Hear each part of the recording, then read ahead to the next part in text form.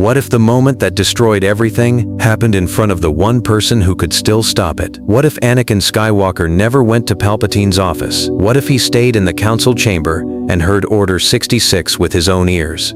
Because in this timeline, Palpatine still dies, but the Jedi still fall, and Anakin has only minutes to choose what he will be, the last weapon of the Sith or the shield of the Jedi. What if the night Anakin Skywalker lost everything was also the night he could still save it? What if he never ran to Palpatine's office? What if he stayed where Mace Windu told him to stay, inside the Jedi Council chamber? Because in this timeline, Anakin does not see Mace strike. He does not choose Palpatine. He does not become Darth Vader. But that does not stop the darkness. Because while the Jedi move against one Sith Lord, a second battle begins in secret. A battle inside the clone army. A battle inside the temple. And when the command finally comes, Anakin hears Order 66 with his own ears. Tonight, Palpatine dies. The Jedi still burn. And Anakin has only minutes to decide whether he will become the shield of the Order or the last reason it falls. In this story, we will see what changes if Anakin stays in the council chamber, hears the clone's turn, races back through the temple, and learns a truth so terrible that even Palpatine never planned for him to hear it. And at the center of this story, Anakin will find one hidden transmission that changes the fate of the galaxy forever. Tamino. The council chamber was silent. Too silent. The city lights of Coruscant burned beyond the great windows, but inside the tower, the air felt heavy and cold. Anakin paced in a circle. Mace Windu had ordered him to stay. Every part of him wanted to disobey. Palpatine was at the center of everything. Palpatine knew about Padme. Palpatine had promised powers that no Jedi could teach. And yet Mace had looked him in the eye and said the words Anakin hated most. Stay here. So this time, he did. He stood near the center of the chamber, hands clenched, breathing hard. Far away through the Force, he could feel violence. Mace, Palpatine, fear, rage. Then suddenly, it stopped. Not the darkness, just one part of it. Anakin looked up. He felt it at once. A sharp break in the Force. A death. Powerful, ugly, and final. Palpatine was gone. For 1 second, Anakin could not move. Mace had done it. The Sith Lord was dead. The nightmare should have ended there, but that was when the holotable in the center of the chamber came alive. Blue light flashed across the room. An encrypted military signal forced itself through the temple systems. Anakin turned toward it. A clone commander appeared in hologram form, kneeling. Then a second voice answered, calm, cold, official. The time has come. Execute Order 66. Anakin froze. He knew that voice. Not Palpatine, not Mace. It was a clone command relay tied to the Chancellor's office. And as he stared at it, more signals began to appear, dozens, then hundreds, all across the Republic. At first, Anakin did not understand what he was seeing. Then the scream came through the temple walls, not from the chamber, from below. Another signal burst onto the holotable. A clone officer on Coruscant answered with one sentence, "Yes, my lord." That was the moment Anakin understood. The clones were turning. Not later. Now. The temple shook as blaster fire exploded somewhere in the lower halls. A young Jedi ran through the chamber doors behind him, breathless, terrified. Skywalker, the guards, they're firing on us. No more proof was needed. Order 66 had begun. Anakin ignited his lightsaber at once. Blue light filled the chamber. For the first time that night, his fear became focus. He was not thinking about Padme now. He was not thinking about the Council. He was not thinking about his place in the Order. He was thinking about survival. Seal this chamber, he ordered. Warn every Jedi you can find. Get the younglings to the archive vaults. Move. The young knight nodded and ran. Anakin stepped to the holotable again. More names. More worlds, more commanders. On Felucia, on Kashyyyk, on Megiddo. This was not a local betrayal. This was a planned extermination. And then he saw one more thing. A priority route map of the temple itself. The clones were not attacking blindly. They had routes, targets, kill zones. This had been prepared long ago. Anakin's face hardened. Palpatine had not just created an army. He had built a trap around the entire Jedi Order. But one detail on the map changed everything. A flashing path led toward the south wing, the youngling wing. Anakin ran. The temple halls were chaos. Smoke rolled through the marble corridors. Jedi temple guards were already down. Clone troopers moved in squads, disciplined, fast, and deadly. Anakin cut through the first group before they could raise their rifles. A blue blade in a narrow hallway. A flash of sparks, a scream, then silence. He pushed forward. Around him, the temple was no longer a sanctuary. It was a battlefield. He passed shattered statues, fallen robes, broken training sabers scattered across the floor. One Padawan no older than 14 stood trembling behind a column, trying to protect two younger children. Anakin reached them. "Stay behind me." The boy nodded, eyes wide. The next squad came from the far end of the corridor. Anakin did not wait. He drove straight into them like a storm. Blaster bolts hit walls, windows, bronze doors. His saber spun left, right, forward. Two troopers fell. A third tried to flank. Anakin force-pushed him into the ceiling so hard that his rifle snapped in half. The children stared at him in shock. This was not the angry Anakin they knew. This was not the reckless knight from the war. This was something else. A man fighting for every second. He led them to a hidden archive chamber and sealed the blast door. Then he opened a temple comm line. "This is Anakin Skywalker. All Jedi, all survivors, fall back in layers. Do not charge the main halls. Protect the children. Protect the archives. Move by sector." For a brief moment, voices answered. Temple guards, a healer, 2 Padawans, even 1 master. Not many, but enough. Enough to resist. And then, through static, one more message came. "Skywalker, this is Master Sindralig." They knew the layout. They knew every gate. Someone fed them the temple. Anakin closed his eyes. No, not someone. Palpatine. He had known everything. For 10 terrible minutes, the temple did not fall. That alone changed history. In the real timeline, surprise killed the Jedi before they could organize. But here, Anakin was inside. He heard the order in real time. He turned panic into resistance. And that single change gave the Jedi something they were never supposed to have: a fighting chance. In the central library hall, survivors gathered behind overturned tables and broken stone columns. Sindralig arrived wounded. 3 temple guards stood with him. So did Jocasta Nu, clutching a data cylinder against her chest. "You were right to defend the archives," she said. "If Palpatine wanted the order erased, he wanted our memory erased with it." Anakin looked at the cylinder. "What is that?" "Emergency routing access," she said. "A back door into military transmissions routed through the Senate district." Anakin stared at her. "You can trace the command?" "Not all of it," she said, "but enough to find where the temple orders are being relayed from." Another explosion shook the hall. A guard shouted from the upper stairs. "They're regrouping." Anakin looked around at the survivors.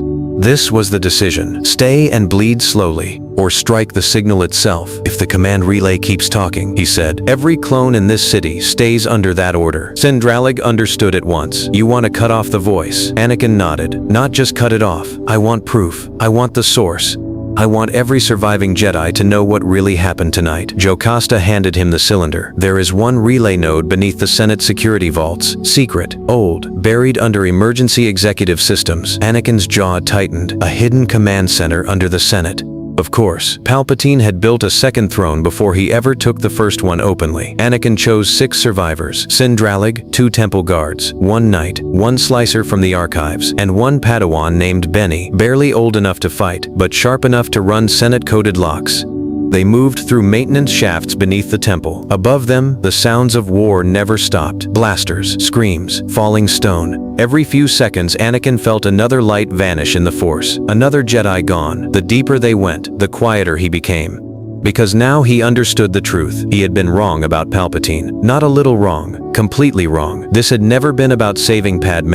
It had never been about peace. It had never even been about turning Anakin slowly. Palpatine had built this ending years ago. The clone army.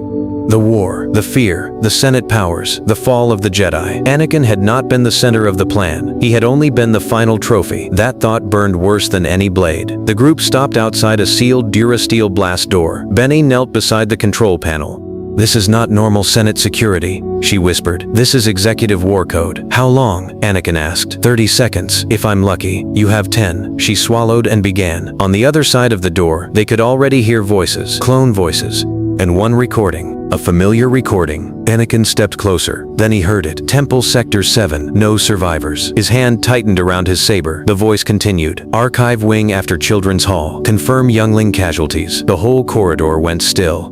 Sindralig shut his eyes. Ben's hands started shaking on the panel. Anakin's face changed. Not rage, not yet. Something colder, something harder. The light turned green. The door opened. Inside the hidden relay chamber, blue screens covered the walls. Temple maps, clone routes, Jedi names, priority targets, and in the center of the room stood a command console connected to a rotating holo-record. Anakin cut down the first 2 clone operators before they could speak. The others opened fire. The room erupted. Blaster bolts filled the air. Guards went down.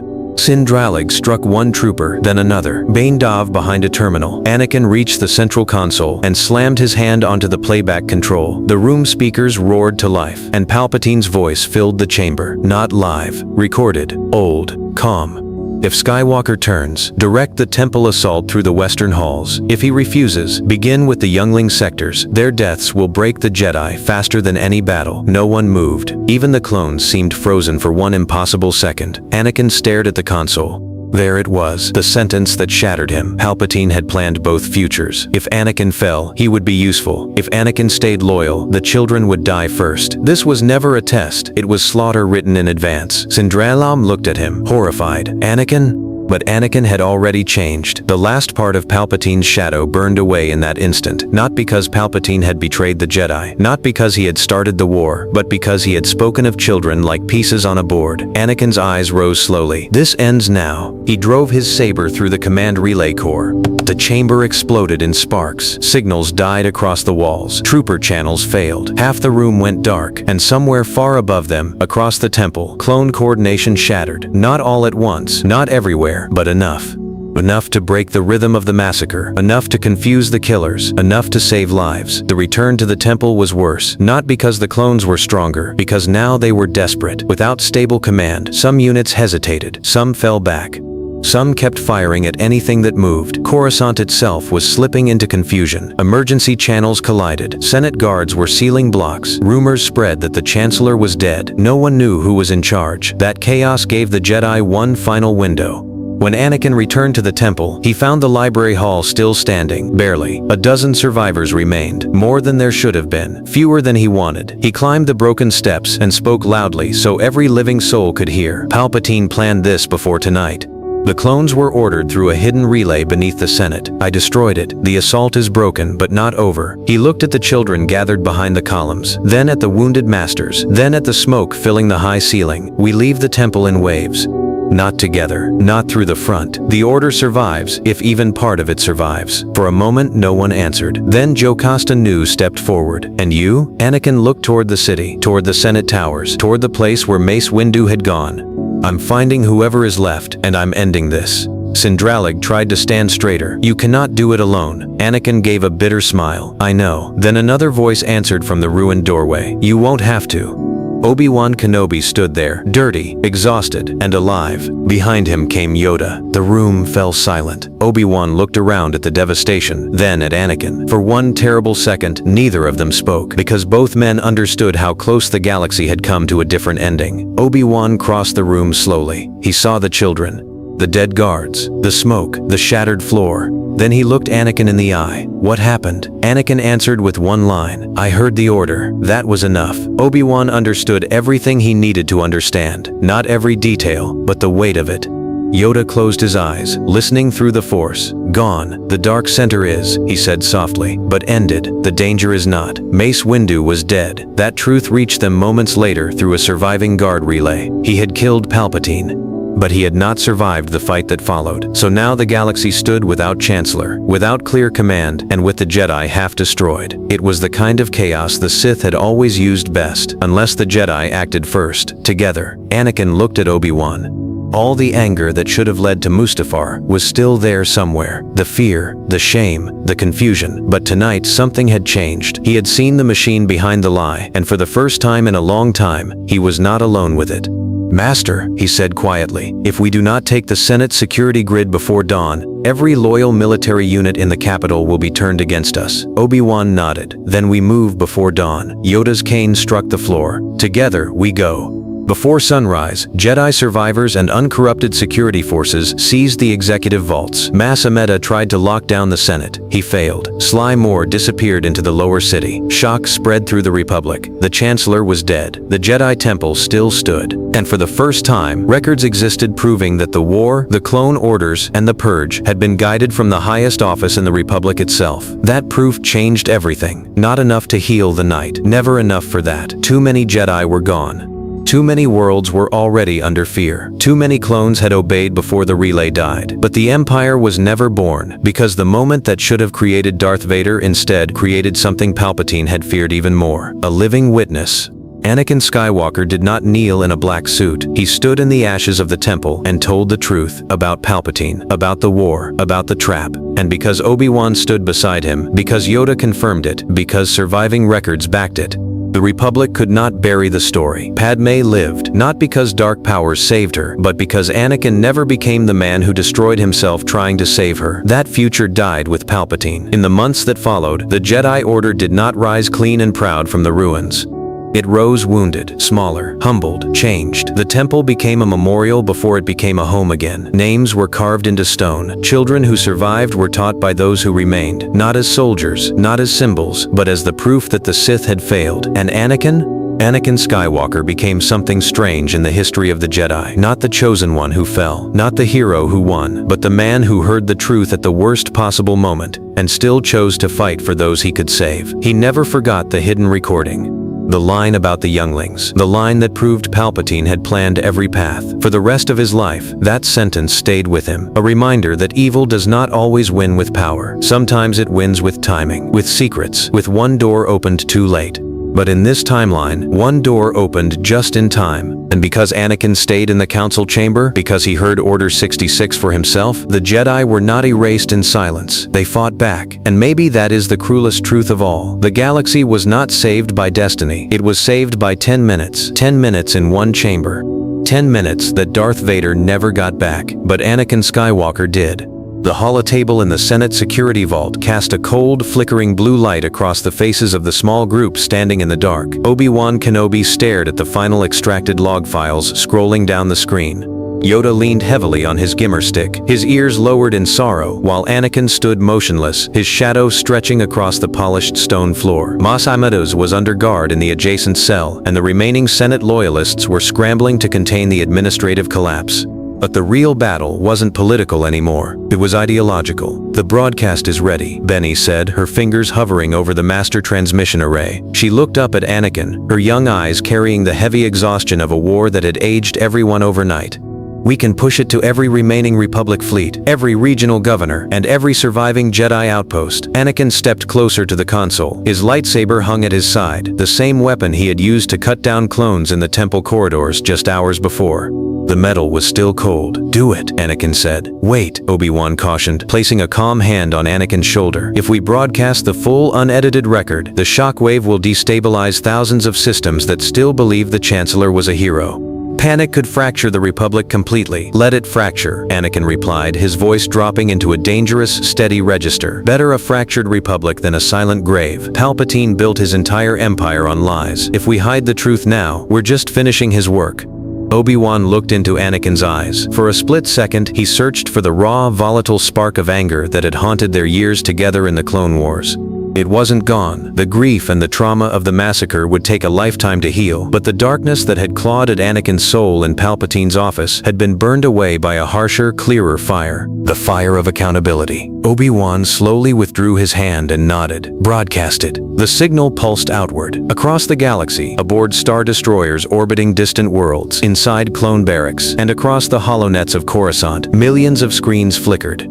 For the first time, the recorded voice of Darth Sidious, crisp, chilling, and undeniable, played for all to hear. If Skywalker turns, direct the temple assault through the western halls. If he refuses, begin with the youngling sectors. Their deaths will break the Jedi faster than any battle. Asterisk. The illusion shattered in real time. In orbit above Cato Neimoidia, clone commanders staring at their tactical displays froze, their biochips warring against the cognitive dissonance of a commander-in-chief who had explicitly plotted the execution of children. Across 1,000 star systems, the blind obedience of Order 66 fractured. The spell was broken not by a weapon, but by exposure. Back in the Senate vault, the heavy doors slid open. Padme Amidala walked in.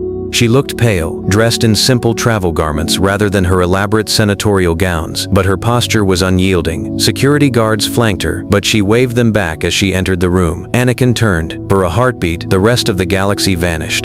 The war, the dead masters, the burning temple, the phantom future of Mustafar, all of it dissolved into the simple, terrifying reality that she was alive, and she was standing right in front of him. Padme stopped a few feet away. Her dark eyes swept over his dust-stained robes, the singed edges of his cloak, and the haunted depth of his gaze. She had spent the night hearing conflicting emergency reports that the Chancellor was dead, that the Jedi Temple was under siege, that Anakin had fought like a demon to save the children. "I heard the broadcast," Padme whispered, her voice trembling slightly. "I heard what he planned for you, what he planned for *us*. Anakin crossed the distance between them, his boots echoing softly in the chamber. He didn't know what to say. The words he had rehearsed in his head, the desperate bargains, the dark promises he had been willing to make, belonged to a man who no longer existed. "It's over, Padme," Anakin said quietly, his hand coming up to gently touch her cheek, reassuring himself that she was real. "The nightmare, we woke up before it took everything." "Not everything," she murmured, leaning into his touch as a single tear escaped down her face. "You came back. I didn't do it alone," Anakin said, glancing back toward Obi-Wan and Yoda. Yoda opened his eyes, a faint, weary smile touching his ancient wrinkled face. "Saved, we were, not by destiny, young Skywalker, but by a choice. Remember it, you must." The screen behind them flickered, updating the casualty lists from the lower sectors of the Coruscant underworld. The reconstruction would take decades. The scars on the Jedi Order would never fully fade.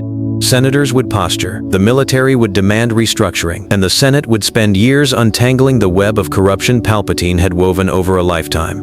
But as the first pale light of dawn began to break over the soaring spires of Coruscant, cutting through the smog and illuminating the quiet resilience of the capital, one fundamental truth remained.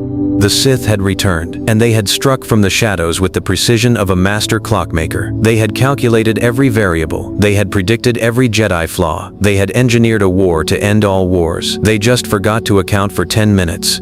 10 minutes in a quiet council chamber, where a broken knight finally decided to listen to his conscience instead of his fears. Anakin pulled Padme into an embrace, closing his eyes as the morning sun warmed the cold metal of his lightsaber hilt. The galaxy was broken, bleeding, and scarred. But it was alive, and for the first time in his life, Anakin Skywalker was free.